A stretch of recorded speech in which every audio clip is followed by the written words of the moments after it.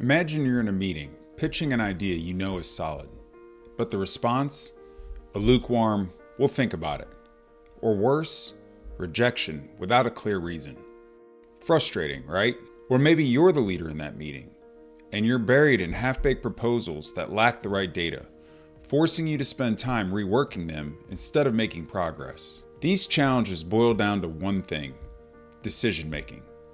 Whether you're trying to get your ideas approved or lead a team to better results, the quality of your decisions will define your success. Most people don't think about decision-making as a skill.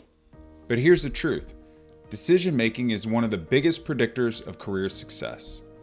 If you want to influence others, get buy-in for your ideas, or rise in leadership, you need to make good decisions and clearly communicate them. For leaders, the stakes are even higher. If you're the only one making decisions, you become a bottleneck. You get pulled into every issue, buried in approvals, and stuck in the weeds. But if you delegate decision-making authority and your team makes poor decisions, you still pay the price. Poor performance, missed deadlines, and lost opportunities all reflect on you. The good news? Decision-making is a skill you can improve through training and practice. And that's exactly what this course will help you do. Making better decisions doesn't require working harder or gathering more data. It requires following a structured approach that consistently leads to better outcomes. The structured approach you'll be learning in this course is Enabling Empowerment's 7-step decision-making framework. You might be wondering, why use a framework? Doesn't good decision-making just require common sense, intuition, or experience? Not exactly. In the Decision Traps course, we learned that our brains prioritize efficiency over accuracy. System 1 is great for quick, everyday decisions, like recognizing faces, driving on familiar roads, or reacting to danger. But when we need to analyze something complex, System 2 has to take over. The problem? System 2 is slow and lazy, and it often lets System 1 take the lead, even when it shouldn't. This can lead us straight into decision traps, especially when we have to make choices that involve complexity and uncertainty. As a leader, would you agree that most of your decisions involve complexity and uncertainty? Exactly. That's why we need a structured decision-making framework to proactively engage System 2 and avoid decision traps. Here's another reason to use a structured decision-making framework.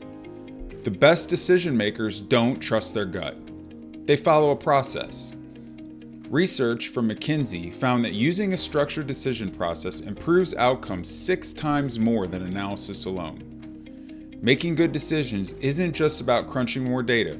It's about asking the right questions, avoiding decision traps, and systematically evaluating options. And that's what Enabling Empowerment's decision-making framework does. It gives you a repeatable process for making better decisions faster. It helps you, 1, avoid analysis paralysis by identifying the few key drivers that truly impact the decision. 2, manage risk and uncertainty by considering ranges of outcomes instead of relying on a single best guess.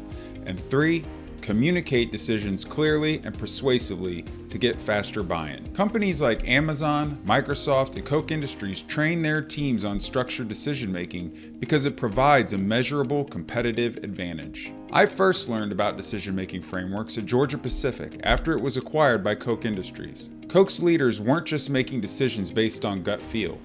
They used a rigorous framework. I was tasked with teaching this framework to our teams, and I saw firsthand how it transformed decision-making. Instead of arbitrary approvals and endless debates, we had a structured way to evaluate options and make clear recommendations.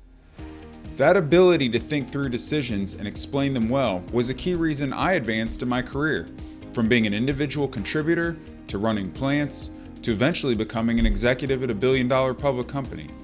And it's why we built this course, so you can apply the same principles to accelerate your career and improve your organization. So how does it work?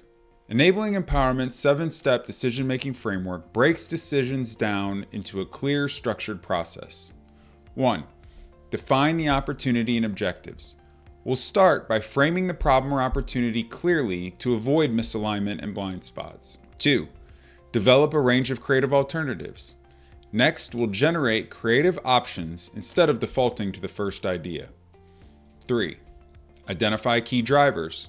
In the third step, we'll identify the few key drivers or variables that matter most so you don't get lost in unnecessary details. 4. Manage risks and upsides. Then we'll consider what could go right or wrong and use ranges instead of estimates for our assumptions to better understand risk. 5. Perform economic analysis. In the fifth step, we'll use practical financial principles to weigh costs and benefits and determine which alternative is objectively the best. 6. Determine required capabilities and next steps. Then, we will develop an implementation plan for the chosen alternative, ensuring that the necessary capabilities, resources, and actions are in place for execution. 7. Show your work. Finally, we'll document the reasoning to prevent hindsight bias and improve future decisions. Each step ensures that you think critically, recognize and avoid decision traps, and communicate your recommendations with clarity and confidence. To bring this to life, we'll use a realistic business case study throughout the course. Here's the scenario. You're the operations manager at Awesome Widgets Incorporated. Demand for widgets is increased by 120,000 units per year, but your plant can't keep up. The widget turning process is the bottleneck. It requires 3 employees and results in a 4% yield loss due to manual handling. The boss asks you to evaluate whether the company should invest in a Widget Turner 5000, a machine that automates the process. Throughout this course, we'll use this example to illustrate each step of the decision-making framework so you can see exactly how it applies to real-world decisions. Make sure you download the Widget Turner 5000 case study so that you can reference the data and assumptions we'll need as we go through the case. By the end of this course, you'll have a repeatable, structured approach for making better decisions.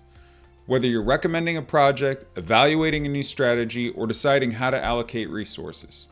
And most importantly, you'll be able to clearly communicate your decisions in a way that earns buy-in from stakeholders, helping you influence others and advance your career.